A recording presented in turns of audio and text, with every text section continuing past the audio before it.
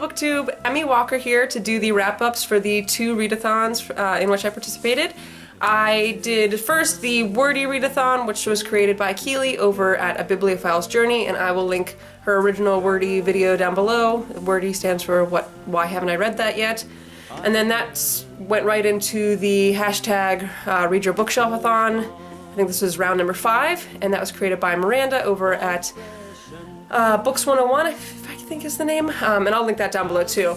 And so for W.H.I.R.T.Y, what I did was I just obviously picked up books that I hadn't read yet, and I didn't know why I hadn't read them yet, and my thought process was that wherever that book ended, where it was originally in the shelf, I would pick up then for the RYBSAT, because I guess the idea behind RYBSAT is that, you know, so if you read here, you're supposed to kind of continue on until you read as much as you can, and so I figured the book I ended with for W.H.I.R.T.Y would be the book that I would start on for RYBSAT. So I apparently don't do really well with read-a-thons. I blame some of it on the fact that I'm getting out the final book to my trilogy out in June, so I've been spending a lot of time editing my actual book versus reading for recreationally. But either way, I mean, I read a lot at work, so I should have been getting more reading done. Anyway, so the first book I finished was Animal Farm by George Orwell, and this is a weird one.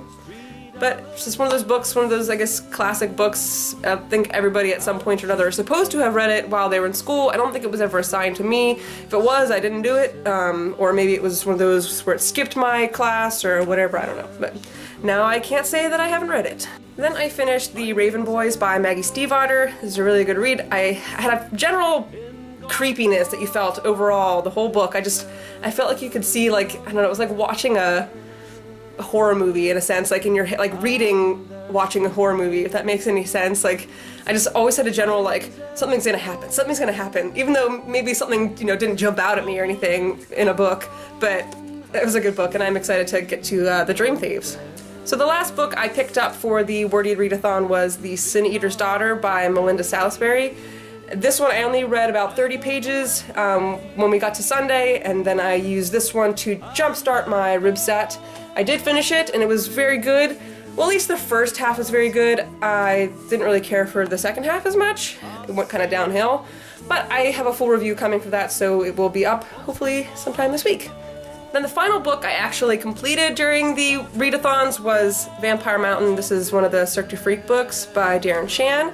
I actually started this one way before any of the read-a-thons started. I think it was like May 1st or 2nd that I started it, and then I put it down. I had 2 chapters left, and for whatever reason I put it down. I guess the read-a-thons came, or I don't know, I picked something else up, or I wasn't really very interested in finishing this book, but then I only had 2 chapters left, and I figured why not, and that's when it actually got kind of interesting. So I was thinking I wasn't going to finish the whole series, but I don't know, maybe I will. Another of the books that I picked up, but again didn't finish obviously because that was the last one I finished, but that was A Darker Shade of Magic by W.H.I.R.T.Y. Got about 215 pages in, 13 pages in, whatever, and I'm really enjoying it. I know it seems silly because you think if you're really enjoying it you would whiz through it, but I really love her writing style, and when I really enjoy someone's writing style, I tend to slow down and try to soak up every word. I don't want to miss anything, because I don't really have a lot of chances to reread books, considering my TBR is just as large as so many other book freaks' TBRs, and so I want to get as much as I can out of it the first time around. Then I read about another 100 pages in Ember and the Ashes by Sabaa Tahir. I didn't start this one during the read-a-thons. I've just been kind of slowly reading it throughout the month. I am hoping to finish it by the end of May, but I don't know, I'm having a hard time with this one. Not that I'm not enjoying it, it's just, I don't know, I feel like reading on my Kindle anymore has been kind of, I don't know, obnoxious, so I've been having a hard time. I should have gotten the hard copy, I guess. And then I also picked up, not technically on my bookshelf, so I don't know if I can count it, but Everything